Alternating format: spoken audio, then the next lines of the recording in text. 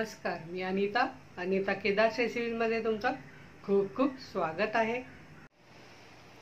मुलांच्या परीक्षा सुरू होत आहे। मुलांना अभ्यास करताना वेगवेगळे काहीतरी खावंसं वाटतं, तर आज आपण बनवणार आहोत भडंग। तर भडंगासाठी हे बघा, हे कुरमुरे असे असतात, बाजारात ते मिळतात। भडंगा स्पेशल कुरमुरे असतात। हे बघा, असं लिहिलेलं असतं सुरती भडंग। हे कुरमुरे आणायचे बाजारात। असे 3 प्रकारचे कुरमुरे असतात। हे एक नाशिकचे कुरमुरे, हे बघा कसे लांबट आहे, आणि हे भडंगाचे कुरमुरे बुटके असतात। ते मी घेतलेत अर्धा किलो। अर्धा कप शेंगदाणे घेतले आहेत, म्हणजे साधारण ते 150 ग्राम आहे शेंगदाणे। तुम्ही कमी जास्त करू शकतात, पण एवढे लागतात, म्हणजे अर्धा किलोला तेवढे बस होतात। शेव घेतली आहे मी अर्धा कप, ऑप्शनल आहे पण मी घालते, मुलांना आवडते म्हणून।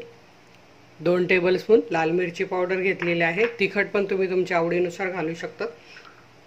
कढीपत्त्याची 35 ते 40 पानं घेतलेली आहे। धुवून सुकवून घेतलेला आहे, म्हणजे तेलात तो तडतडणार नाही आणि तेल उडणार नाही। मीठ घ्यायचं आहे चवीप्रमाणे। कुरमुऱ्याला मीठ असतं, त्यामुळे आपल्याला फक्त मसाल्यापुरतं मीठ घालायचं आहे, जास्त मीठ नाही लागत त्याला। आणि ही मी पिठी साखर, बाहेरच्या भडंगामध्ये साखर नसते, पण माझ्याकडे थोडासा अगदी गोडसरपणा येतो आणि मग ती छान लागते, म्हणून मी 1 टेबलस्पून घालणार आहे पिठी साखर। आणि 3 टेबलस्पून तेल घेतलेलं आहे। आता आपण सुरुवात करूया। अगदी 5 मिनिटाचं काम आहे, 5 मिनिटात भरपूर होतो हो, आणि तुम्ही पटकन बनवून मुलांना देऊ शकतात। इथे बघा, आपलं तेल तापलेलं आहे, त्यात आपण हे शेंगदाणे घालून घेऊया आणि मध्यम गॅसवर छान खरपूस होईपर्यंत तळून घ्यायचे आहेत। असे सतत हलवायचे। तर हे बघा, शेंगदाणे छान आतपर्यंत तळले जातात, म्हणजे असा चटचट आवाज येतो। असे छान गुलाबी रंग येईपर्यंत आपल्याला तळून घ्यायचे आहे। हे बघा, शेंगदाण्याला 3 मिनिटं झालेले आहे। रंग तुम्ही बघू शकता, छान बदलला आहे। आता यात आपण कढीपत्ता घालूया, मस्त फ्लेवर येतो कढीपत्त्याचा। 1 मिनिटभर छान परतून घ्यायचा आहे कढीपत्ता। हे बघा, इथे कढीपत्त्याचा पण छान कुरकुरीत असा आवाज येतोय, इथे तुम्ही बघू शकता। आता आपण गॅस बंद करूया, म्हणजे काय होईल, आपण आता मसाला टाकणार आहे, तो जळणार नाही। आणि फक्त 30 सेकंद थांबून आपण मसाला घालून घेऊया। हे बघा, इथे 30 सेकंद झाली, आपण मसाला घालून घेऊया। अगदी तुमची लहान मुलं असतील तर तुम्ही फक्त हळद घालून पण देऊ शकता, पण मोठी सर्वांना असं तिखट थोडं छान वाटतं।